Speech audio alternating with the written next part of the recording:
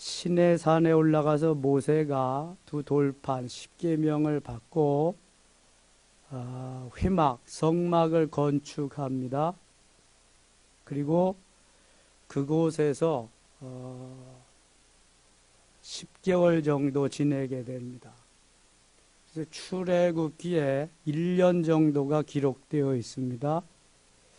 그 10개월 정도 시내산에 머무는 동안 회막을 건축하고 이제 레위기에서 그 정지된 상태에서 하나님께서 모세에게 제사 드리는 제사의 종류와 방법을 가르쳐 주십니다. 곧 오늘날 예배를 어떻게 드리고 어떻게 하나님을 섬겨야 될 것을 말씀하는 것입니다. 5가지의 제사의 종류가 있습니다. 레위기에 아는 대로 첫 번째 번제, 두 번째 소제, 세 번째 화목제, 네 번째 속죄제, 다섯 번째 속건제. 따라합시다. 번제, 소제, 화목제, 속죄제, 속건제. 5가지 제사 종류입니다. 그 다음에 4가지 제사 방법이 있습니다. 첫 번째 화제, 불에 태워서 드리는 제사가 화제입니다. 두 번째 거제, 들어서 드리는 제사. 세 번째 요제, 흔들어서 드리는 제사.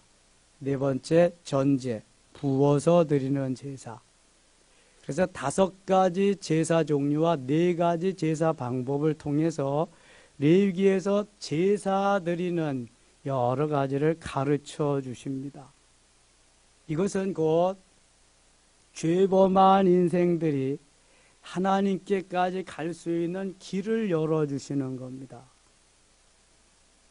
레위기 19장 2절에 내가 거룩하니 너희도 거룩하라. 하나님 말씀하십니다. 너희들은 내 백성, 내 자녀, 내 새끼인데 나를 닮아야지 세상을 닮아가면 안 된다. 그러기 위해서 제사를 드리는데 제사는 반드시 피 흘림이 있어야 된다. 그래서 제사에 피를 흘리는 그러한 제사가 주로 두 번째 소제만 피 흘림이 없는 제사인데, 그래서 소제는 소제 단독으로 제사를 드릴 수가 없어요. 소제는 반드시 다른 제사와 함께 제사를 드리도록 되어 있습니다. 피 흘림이 없는 제사는 삶이 없으니까 드리나 마나하기 때문에 함께 드려야 되는 거예요. 레위기를 읽다가 보면은 너무 진부하고 이게 뭔 말인지 잘 알 수 없을 때가 많아요. 그래서 레위기는 성경 읽다가도 건너뛰잖아요. 수면제야, 레위기만 오면은. 잘 몰라서 그래요. 이 레위기의 제사 종류, 제사 방법, 왜 레위기가 필요한 것을 깨닫게 되면은요, 레위기가 참 재미있습니다. 레위기는 곧 예수 그리스도의 피 흘림을 의미하거든요. 구약 성경에 짐승들이 많이 나와서 죽습니다. 누구 때문에 죽어요? 죄인 때문에. 죄인을 대신해서 죽어요. 피를 흘리고. 구약 성경을 펼치면 그래서 짐승의 피가 나옵니다. 신약 성경을 펼치면 더 이상 짐승의 피는 없습니다. 대신 누구의 피가 나와요? 예수님의 피가 나옵니다. 단번에 들이심 받은 제물이 되어서 예수님이 피 흘림의 제사를 드렸기 때문에 더 이상 피 흘림의 제사는 필요치 않습니다. 이것이 히브리서에 나오는 거예요. 히브리서 9장 28절에 예수께서 단번에 피 흘림의 제사를 드리셨기 때문에 더 이상 피 흘림의 제사는 필요 없다. 그저 믿으면 되는 거예요. 저는 성경을 하루에 석 장씩 수요일과 금요일까지 해서 1년에 1독 할 수 있는 게 얼마나 감사한지 몰라요.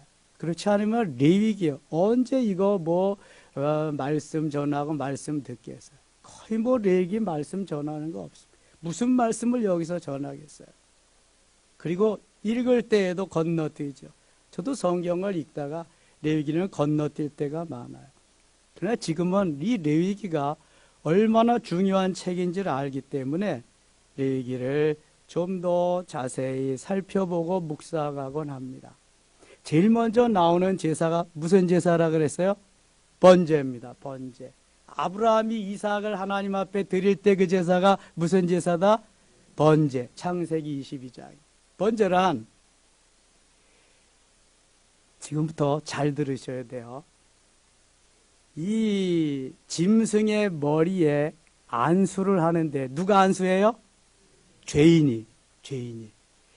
오늘 새벽에 레위기 서론했는데 오늘 새벽에 못 나오신 분들은 꼭 가서 들어보시기 바랍니다. 죄인이 이 제물의 머리에 안수를 합니다. 두 번째, 죄인이 짐승의 목을 따서 피를 냅니다. 피를 내요. 그리고 세 번째, 가죽을 벗깁니다. 누가 벗겨요? 죄인이. 네 번째, 그 다음에 각을 뜹니다. 누가 떠요? 죄인이. 그 다음에 불살라서 장작에 태워서 드립니다. 그거 누가 해요? 그거는 제사장이 합니다. 그거 전에 피 흘린 것을 가지고 제단 사방에 갖다가 뿌리는 일도 있는데 그거 누가 해요? 제사장이 합니다. 그러니까 가서 안수하고 잡아서 피를 흘리고 가죽을 벗기고 각을 뜨는 것은 죄인이 하고, 그 다음에 흘린 피를 갖다가 사방에 뿌리고 장작더미 위에서 불태워 드리는 것은 제사장이 한다. 이게 번제예요. 번제. 자, 두 번째 소제입니다. 소제는 곡식을 빻아드리는 거예요. 반드시 빻아드려야 됩니다. 통째로 드리면 안 돼. 이것은 우리를 바싹 부수어서 내 강한 자아를, 딱딱한 패역한 자아를 바싹 부수어서 하나님 앞에 드리지 않으면 하나님이 안 받으신다. 바싹 빻아서 드려야 돼. 곡식으로 드리는, 우리에게 생명을 주시고 나를 여기까지 인도하신 하나님께 감사하면서 드리는 그러한 소제인데, 소제는 곡식으로 드리기 때문에 피 흘림이 없어요. 그래서 이 소제는 단독으로 드리지 못하고 반드시 다른 제사와 함께 드려야 됩니다. 이게 소제예요. 세 번째는 화목제입니다. 화목제는 하나님과 사람 사이에 화평, 화목, 멀어진 간격을 좁혀가기 위해서 드려지는 제사가 화목제인데요. 화목제는 세 가지 의미에서 드려집니다. 첫 번째는 감사제입니다. 하나님의 은혜가 너무 감사하다 드리는 게 화목제예요. 두 번째는 서원제입니다. 하나님, 내가 이런 것을 주 앞에 하겠습니다. 이런 걸 좀 해주세요. 이런 거 해주시면 제가 이런 걸 드리겠습니다. 한나가 서원한 것처럼. 이게 서원제. 세 번째는 자원제입니다. 주님이 말씀하시기 전에 내가 이런 걸 하겠습니다. 이렇게 하겠습니다. 우리가 자원해서 주일 하는 것처럼. 그래서 이 화목제는 감사하고 서원하고 자원해서 드릴 때 드린다. 먹을 수 있는 제사가 있는데 5가지 제사 종류 중에서 화목제만 제사 드린 사람들이 먹고 같이 나누어 먹을 수 있어요. 화목제만 먹을 수 있어요. 다른 건 제사를 먹지 못합니다. 제사 드린 제물을. 화목제는 나누어 먹을 수 있어. 사흘이 지나면 근데 그것도 못 먹어요. 네 번째는 속죄제입니다. 네 번째, 다섯째 속죄제하고 속건제는 너무 비슷해. 비스무리합니다. 글자도 비슷하지만 제사도 비슷해요. 속죄제는 4가지 의미에서 드리는데요. 첫 번째는 제사장이 범죄했을 때는 수송아지를 드려요. 회중 전체가 범죄했을 때도 수송아지를 드려요. 족장이 범죄했을 때는 순념소를 드리고요.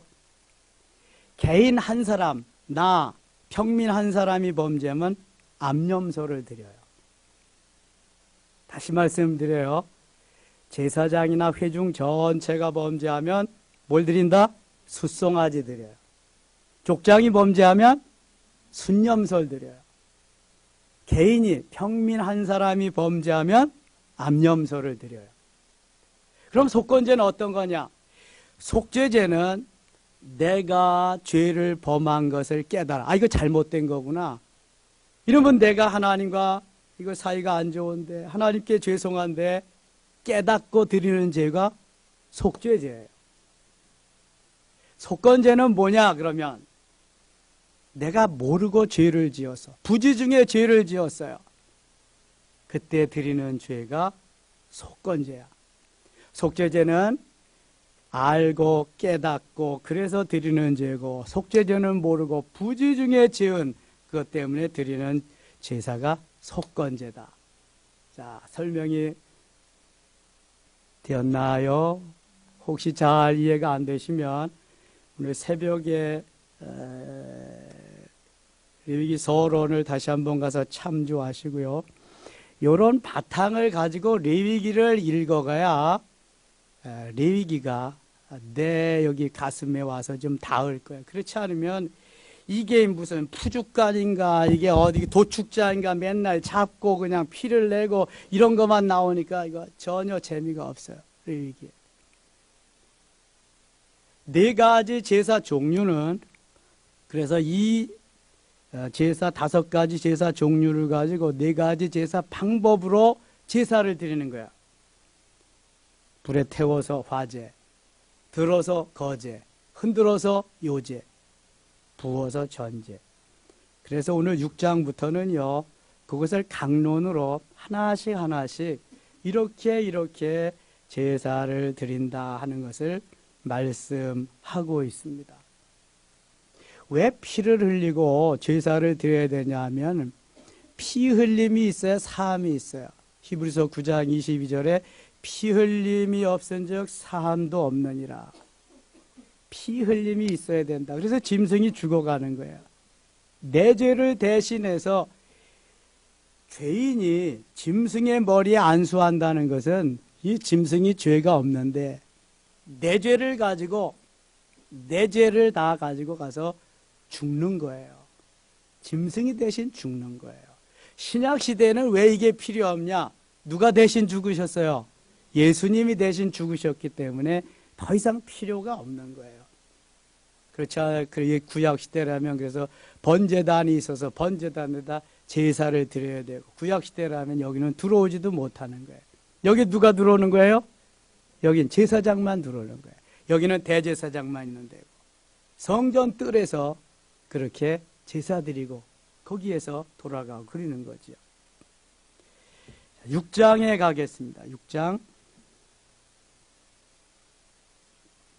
여호와께서 모세에게 말씀하여 이르시되 누구든지 여호와께 신실하지 못하여 범죄하되 곧 이웃이 맡긴 물건이나 전당물을 속이거나 도둑질하거나 착취하고도 사실을 부인하거나 쭉 이러한 거짓 잘못된 것을 이제 말씀합니다. 7절 보세요.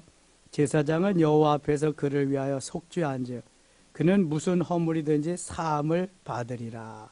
제사를 드리고 사함을 받고, 여호와께서 모세에게 말씀하여 이르시되 이른바 아론과 그의 자손에게 명령하여 이르라. 번제의 규례는 이러하니라. 번제물은 아침까지 제단 위에 있는 석쇠 위에 두고 제단의 불이 그 위에서 꺼지지 않게 할 것이요, 제단의 불이 그 위에서 꺼지지 않게 하라.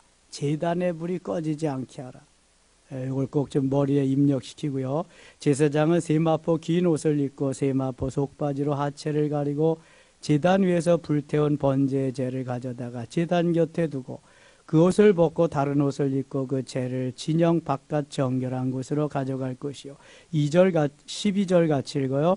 제단 위에 불은 항상 피워 꺼지지 않게 할지니 제사장은 아침마다 나무를 그 위에서 태우고 번제물을 그 위에 버려놓고 화목제의 기름을 그 위에서 불사를 찌며. 자, 제단의 불이 계속 끊임없이 태워진다. 제사를 드린다는 의미고요. 이것은 곧 죄사함을 받은 백성들이 그만큼 많이 늘어난다는 이야기입니다. 불은 끊임없이 제단 위에 피워 꺼지지 않게 할지니라. 끊임없이 불을 피워서 제단에서 끊이지 않게 한다. 오늘날 제사를 드릴 때에 여기에 하나님과의 만남이 있습니다. 만남. 제사를 드리면서 하나님과의 만남이 있고요. 그 제사를 드릴 때에 우리가 하나님 앞에 나의 삶을 온전히 맡기며 드려지는 헌신이 있습니다. 제사를 드릴 때에 여기에서 또 우리에게 성결케 되고요, 정결케 되고 깨끗하게 되어서 하나님 보시기에 아름다운 삶을 살아갈 수 있습니다. 성전에 번제단에 제단에 불이 꺼지지 않는다는 것은 오늘날 우리 그리스도인들의 삶이 늘 성전 중심으로 돼서 성전에서 기도하고 찬양하면서 하나님 앞에 늘 이러한 드림의 삶을 살아야 되는 것을 말씀하고 있습니다. 성전에 불이 꺼지지 않는다. 기도의 불이 꺼지지 않고 찬양의 불이 꺼지지 않고 말씀 묵상의 불이 꺼지지 않고 교제의 불이 꺼지지 않고 계속해서 이러한 주님 기뻐하시는 성령의 불이 타올라야 바로 그 제단이 아름답게 멋있게 하나님 보시기에 합당한 제단으로 만들어져 가는 것입니다. 오순절 사건 때는 열흘 동안이나 저들이 계속해서 은혜를 기다리면서 모든 성도들이 다 뜨겁게 주님 앞에 기도했습니다. 주님과의 관계가 온전히 이루어지면 성도와의 관계가 온전히 이루어지면서 내 것 내 것이 없이 하나님 앞에 드림이 있고 내 생명을 조금도 귀한 것으로 여기지 아니하고 하나님 앞에 드리는 순교의 자리까지도 가게 됩니다. 그것이 지난주일날 우리가 생각한 스데반 집사님과 같은 삶이 거기에서 나오게 되는 겁니다. 제단의 불이 꺼지지 않는 것은 얼마나 중요한지 몰라요. 요즘 점점 사회가 변화되어 가면서 문명이 발달해 가면서 등 따숩고 배불러지면서 제단과의 거리가 점점 멀어져 갑니다. 오직 주님만 의지하고 주님만 바라보며 소망하면서 주님만 생각하고 살던 시대는 이제 멀리 지났단 말이죠. 이젠 세상이 더 좋고요. 명예와 권력과 출세와 성공이 더 가깝게 느껴지는 그러한 시대에 우리가 살고 있습니다. 아니면 아니라고 해보세요. 점점 가면 갈수록 점점 그렇게 됩니다. 그러나 그러한 교회, 그러한 제단은 비전이 없습니다. 잘 살수록 명예와 권력이 내게 올수록 지위가 높아질수록 점점 제단과 가까워져야 돼. 제단의 불이 꺼지지 아니하도록 계속 활활 타오르는 활화산과 같이 그렇게 될 때 그 교회는 사는 겁니다. 유럽 교회 다 무너졌잖아요. 미국 교회 거의 다 무너져 가잖아요. 대한민국 교회 무너져 가잖아요. 그런데 그 중에서도 제단의 불이 꺼지지 아니하도록 계속 와서 불을 태워야 됩니다. 불을 살라야 됩니다. 불쏘시기가 있어서 불이 살라지면은요, 거기에 조금 축축한 거, 젖은 것도 와도 막 탈 수 있어요. 활활 타오르기만 하면. 근데 모닥불과 같이 이게 붙을까 말까 하는 데는 그저 조금만 축축한 거 와도 다 꺼져버리고 말아요. 누구든지 와서 불을 붙고 누구든지 와서 은혜 받고 누구든지 와서 여기에서 활활 타오르는 장작불과 같이 성령의 불이 타올라야 될 줄 믿습니다. 이런 제단으로 만들어야 돼요.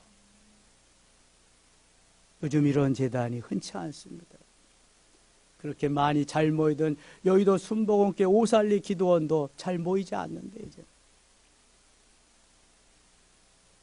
얼마나 지금 우리가 제단과 멀어지면서 제단에 불을 붙이는 일에 소홀히 하고 있는지 몰라요. 여러분 한번 냉정하게 생각해 보자고요. 내가 일주일 동안 하나님 앞에 드리는 시간은 얼마나 되는가?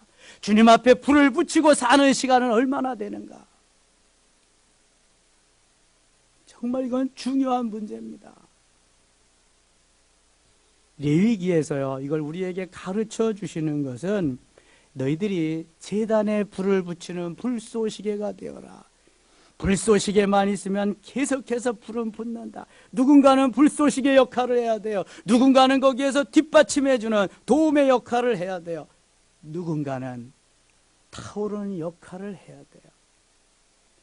그래서 좀 축축하고 좀 젖고 그래도 끌어다 놓기만 하면 거기서 불이 붙을 정도로 있어야 된다고요, 이게. 성령의 충만은 그저 주시지 않습니다. 오순절 성령 충만은 열흘 동안 간절히 기도하며 매어달려 부르짖을 때 일어난 하나님의 놀라운 선물이요 역사입니다. 거기에서 헌신이 있는 거예요. 말로만 헌신 예배드리고 헌신은 이게 되는 게 아니거든요.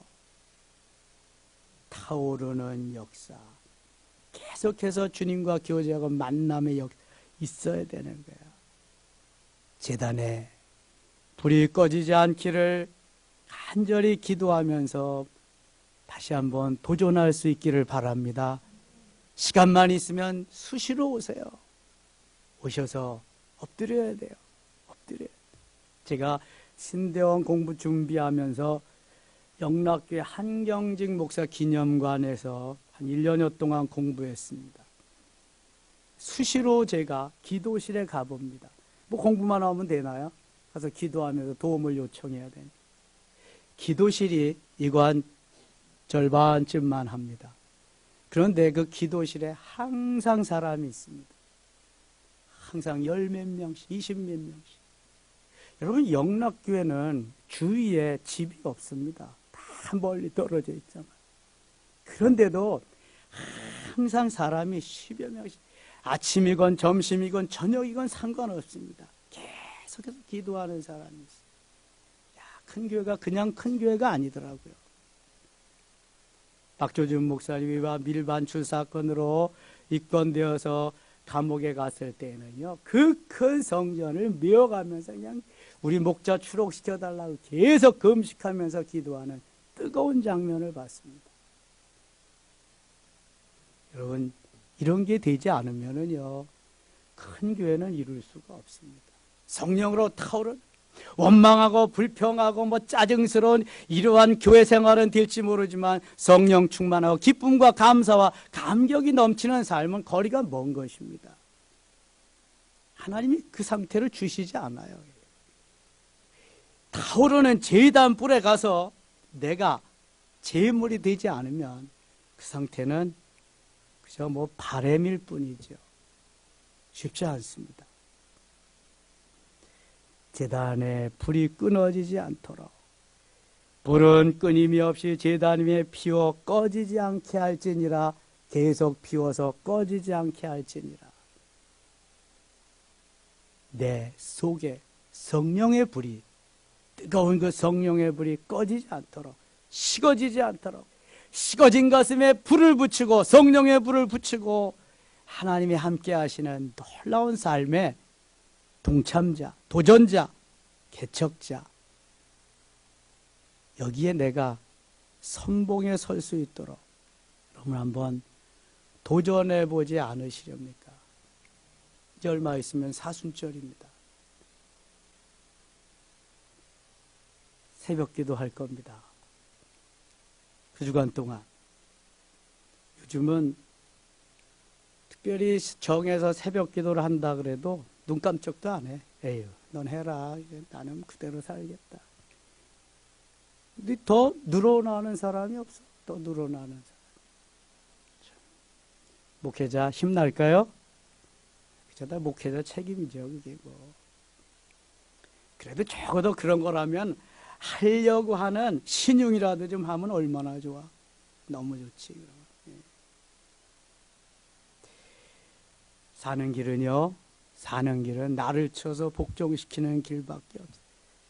사는 길은요, 도전하는 길밖에 없어요.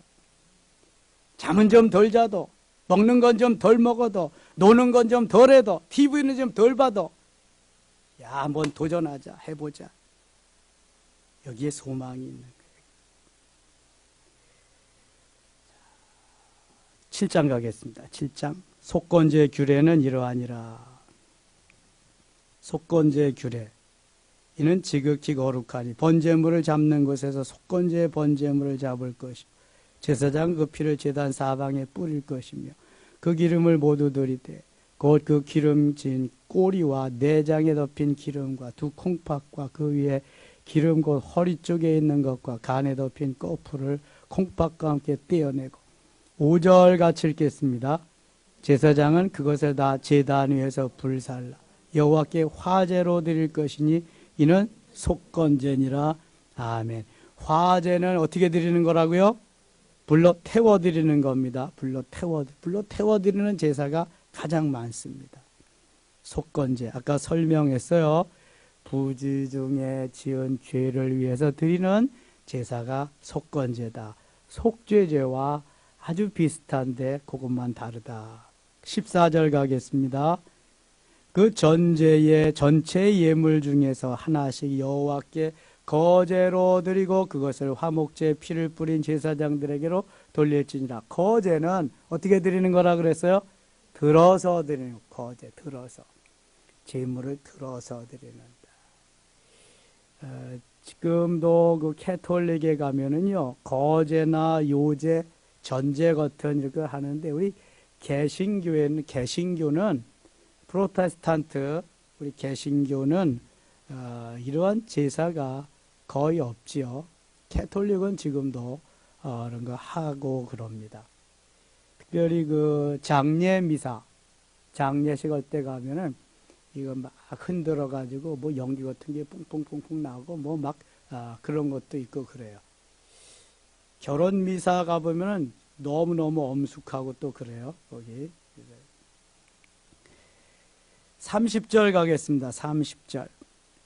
여호와의 화제물은 그 사람이 자기 손으로 가져올지니고 그 제물의 기름과 가슴을 가져올 것이요 제사장은 그 가슴을 여호와 앞에 흔들어 요제를 삼고 흔들어 드린다. 요제. 그 기름은 제단 위에서 불사를 것이며 가슴은 아론과 그의 자손에게 돌릴 것이며 또 너희는 그 화목제물의 오른쪽 뒷다리를 제사장에게 주어 거제를 삼을지니 제사장이 그 뒷다리를 들고 거제 들어서 제사를 드려라. 그런 말입니다.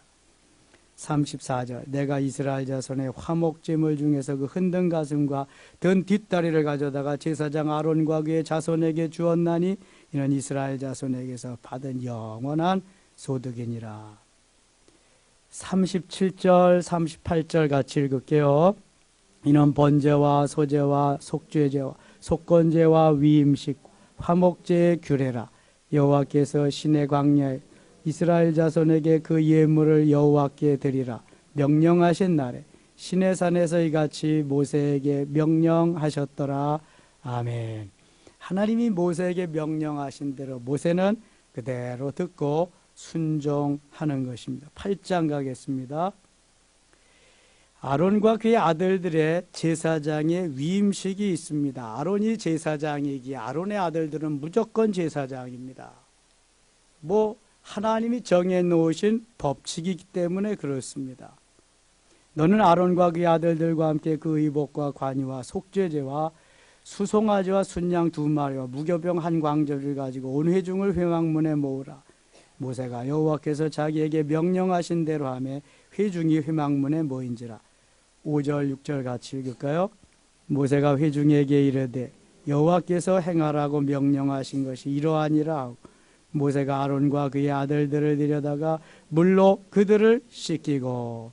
이 아론이 제사장이고 그 아들들이 제사장 위임식을 하지만 모든 것은 하나님이 전권을 맡기신 사람은 모세입니다. 모세. 그래서 아론도 그의 아들들도 모세의 지시를 따라야 됩니다. 모세. 그래서 하나님은 모세에게 말씀하시고 모세의 명령을 따라서 아론도 그의 아들들도 다른 족장들도 다 따르게 되어 있습니다. 만일 아론이 나도 제사장인데 하나님 너에게 말씀하시냐 나에게도 말씀하신다 이렇다 그러면 그때부터는 일이 벌어지는 거예요. 민수기 12장에 보면은 아론과 모세의 누이 누가 있어요? 미리암. 미리암이 모세가 구수 여자를 후처로 취했어요. 구수 여자를 아내로 맞이왔다고 그것을 트집을 잡아가지고 도전합니다. 하나님이 너에게만 말씀하셨냐? 우리에게도 하나님이 말씀하셨다. 그러면서 모세에게 도전을 하고 대드니까요. 하나님께서요. 일체 그 입을 막아버리시면서 미리암에게 금방 뭐가 생겼어요? 문둥병, 나병이 생기게 하십니다. 아론을 꼼짝 못하게 하시고 미리암을 성 밖으로 진중으로 내보내서 가둬서 일주일 동안 나병 환자로, 문둥병 환자로 살게 하십니다. 무섭습니다, 여러분. 하나님의 명령을 그대로 따르지 않으면 즉각적입니다, 구약시대에는. 그래서 하나님께서 모세에게 말씀하셨기 때문에 모세에게 정권을 위임해서 모세의 그 말씀대로 또 따라 살아야 돼. 모세는 하나님 말씀대로. 그래서 아론과 그의 아들들을 데려다가 모세가 다 물로 씻겨 정결 예식을 행합니다. 7절 아론에게 속옷을 입히며 띠를 띄우고 겉옷을 입히며 에봇을 걸쳐 입히고 에봇에 장식 띠를 띄워서 에봇을 몸에 메고. 아론이 형이에요? 모세가 형이에요? 아론이 형이죠. 그러나 영적인 것은요, 하나님이 정해 주시는 대로 해야 돼. 아우라도 형의 역할을 하는 거예요. 모든 국민의 모든 백성의 우두머리가 모세이기 때문에 형도 소용없어요. 모세 앞에서는 딱 엎드려야 되는 거예요. 이게 질서예요. 기율이고. 이게 영적인 파워가 있으면, 영적인 능력이 있으면 그 앞에서 하나님이 다 영적으로 저들을 컨트롤해 나갈 수 있도록 그렇게 만드시는 거예요. 그래서 아론에게 속옷을 입히고 띠를 띠고 겉옷을 입히고 에봇을 걸쳐 입히고 에봇에 장식띠를 띄워서 에봇을 몸에 메고 흉패를 붙이고 흉패에 우림과 둠빔을 넣고 그의 머리에 관을 씌우고 그 관 위에 전면에 금패를 붙이니 곧 거룩한 관이라 여호와께서 모세에게 명령하신 것과 같았더라. 14절 갑니다. 모세가 또 속죄제의 수송아지를 끌어오니 아론과 그의 아들들이 그 속죄제의 수송아지 머리에 안수하매. 자, 아론과 그의 아들들이 속죄제의 수송아지 머리에 안수한다. 아론과 그의 아들들이 안수했어요. 그러면 이건 누구를 위해서 제사 드리는 걸까요? 누구를 위해서? 아론과 그 아들들이 뭐예요? 제사장이잖아. 제사장을 위한 제사를 드리는 거예요. 그러니까 아론과 그 아들들이 안수하는 거죠. 제물에 안수하고 제사를. 제사장이 제사를 드릴 때에는 수송아지를 드리도록 속죄제에서 나오잖아요. 그래서 그 속죄제의 수송아지 머리에 안수하매. 15절 모세가 잡고 그 피를 가져다가 손가락으로 그 피를 제단의 네 귀퉁이에 뿔에 발라 제단을 깨끗하게 하고 그 피는 제단 밑에 쏟아 제단을 속하여 거룩하게 하고. 자, 21절 같이 읽겠습니다. 21절 물로 내장과 정강이들을 씻고 모세가 그 순양의 전부를 제단 위에서 불사른 이는 향기로운 냄새를 위하여 드리는 번제로 여호와께 드리는 화제라. 여호와께서 모세에게 명령하심과 같았더라. 아멘. 27절로 가겠습니다. 27절 그 전부를 아론의 손과 그의 아들들의 손에 두어 여호와 앞에 흔들어 요제를 사. 흔들어 드린 건 무조건 요제예요. 모세가 그것을 그들의 손에서 가져다가 제단 위에는 번제를 위해 불사르니 이는 향기로운 냄새를 위하여 드리는 위임식 제사로 여호와께 드리는 화제라. 이게 지금 아론과 그 아들들의 제사장 위임식이기 때문에 아론과 그의 아들들보다 위에서 일을 진행하는 사람이 누구예요? 모세예요. 그러니까 모세는 제사장이 아니지만 저들의 위임식을 모세가 집례를 하는 거예요. 모세가. 그래서 모세가 이걸 다 하는 거죠. 제단에 제물 제사 드리는 이런 것 모든 것을. 다시 28절 보면 모세가 그것을 그들의 손에서 가져다가 제단 위에 있는 번제물 위에 불사르니 이는 향기로운 냄새를 위하여 드리는 위임식 제사로 여호와께 드리는 화제라. 이 위임식이 끝나면 모든 것은 아론이 이제 하는 거죠. 아론과 그의 아들들이. 모세가 이제 이건 할 일이 없어요. 왜냐하면 위임식을 해서 대제사장, 제사장을 다 세워놨기 때문에 이제 그 제사 드리는 거에 대해서는 아론이 다 하는 거예요. 아론과 그의 아들들이. 지금까지는 위임식을 안 했기 때문에 모세가 그들을 위임식을 하는 거죠. 29절 이에 모세가 그 가슴을 가져다가 여호와 앞에 흔들어 요제를 삼았으니 이는 위임식에서 잡은 순양 중 모세의 몫이라 여호와께서 모세에게 명령하심과 같았더라. 하나님 모세에게 말씀하신 그대로. 36절 읽고 마치겠습니다.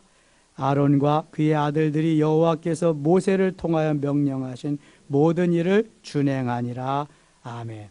아론과 그의 아들들 제사장입니다. 여호와께서 모세를 통하여 명령하신 모세에게 명령 말씀하신 것을 다 준행했다. 그대로 순종했다. 이것이 질서입니다. 이 질서를 파괴하고 어긋나게 하면 하나님이 가만두시지 않습니다. 그래야 200만 내지 300만을 광야 40년 동안 질서 있게 제대로 움직일 수 있습니다. 그렇게 했는데도 말을 안 들어서 하나님이 죽이시기 시작하는 거 보세요. 그래서 다 죽고 단 두 사람만 누구지요? 여호수아와 갈렙만 가나안 땅에 들어가게 됩니다. 이렇게 철저하게 했는데도 그래요, 여러분. 그러니까 지금은 우리는 철저하게 하는 것보다도 더 루즈해졌어요. 느슨해졌잖아요. 그러니까 그냥 뭐 자기 소견대로, 자기 옳은 대로 사는 거죠. 시대가 그렇게 만들었어요. 그러나 산 물고기는 물결을 어떻게 해요? 거슬러 올라갑니다. 그럼 물고기 잡으러 가보셨어요? 물결 따라 내려가는 물고기는 기운이 덜하거나 거의 아사 직전에, 죽음 직전에 있는 거지 물결 따라 내려가는 고기는 하나도 없습니다. 다 물결을 거슬러 올라가서 어디까지 가요? 산 골짜기까지 갑니다. 폭포 밑에까지 갑니다. 어떤 놈은 폭포를 점프해서 그 10m, 20m 되는 걸 점프해서 올라갑니다. 얼마나 엄청난 힘이 거기에 있는지 몰라요. 가끔 자연 다큐멘터리 같은 거 한번 보세요. 점프합니다, 그놈들이. 폭포로 막 뛰어 올라가요. 이게 산 놈입니다. 죽은 놈은 힘드니까 아이고 물결 따라가야지, 세상 따라가야지 다 가는 거예요. 이스라엘은 물 있는 곳이 세 군데 있어요. 맨 위에 가장 큰 물 있는 거 어디일까요? 어디? 갈릴리 바다, 갈릴리 호수. 쭉 따라 저거 내려오는 게 요단강. 맨 밑에 사해, 떼듯이 내지는 염해, 솔트시가 있어요. 요단강에 사는 물고기가 요놈이 좀 더 내가 멋있게 가서 살아야 되겠다. 그럼 계속 거슬러 올라가면 어디까지 갈까요? 갈릴리 호수까지 가는 거예요. 거기서 더 가는 놈은 이제 저 헬몬산 뭐 골짜기까지 막 올라가는 거. 그런데 아이고 나 이제 힘들어. 나는 쉬어야 돼. 천천히 되는 대로 물결 가는 대로 가다가 보면 어디까지 갈까요? 사해까지 가는 거예요. 죽는 거지 뭐. 영적으로도 똑같습니다, 여러분. 그래서 오늘도 거슬러 올라가야 돼. 거슬러 올라갈 뿐만 아니라 도전해야 되고요. 주님이 이끄시는 데까지 승리해야 될 줄 믿습니다. 그러기 위해서 여러분 오늘 저녁에 잘 나오셨어요. 나와야 돼, 계속. 그냥 죽을 힘을 다해서, 살 힘을 다해서 그냥 나와야 돼. 도전하고 계속해서 자신과 싸워서 이게 살 길인 줄 믿습니다. 자, 기도하겠습니다. 하나님 아버지, 살 길을 주시니 고맙습니다. 예수 생명 외에는 살 길이 없습니다. 예수 생명 부여받은 자답게 오늘도 주를 향해서 달려가게 하소서, 도전하게 하소서. 번제단에 불이 끊어지지 아니하도록 계속해서 하나님 불이 타오르도록 도와주시옵소서. 우리의 섬김의 제단도 계속 불이, 기도의 불이, 찬양의 불이, 하나님 성령의 불이 타오르게 하소서, 끊이지 않게 하소서. 이 시대를 하나님 본받지 말고 주님 말씀 따라서 오늘도 도전하며 오늘도 주를 향해 달려갈 수 있는 저희들 되게 하소서. 이 저녁에 우리들이 행복자임을 믿습니다. 더 놀라운 은혜, 크신 은혜 주시옵소서. 기도하는 제목마다 응답되게 하여 주시옵소서. 우리가 불쏘시게 되기를 원합니다. 하나님, 그래서 어떤 사람들이 오든지 활활 타오르고 성령의 사람으로 만들어지게 하소서. 클래스가 다른 사람으로 만들어지게 하여 주시옵소서. 예수님 이름으로 기도드리옵나이다.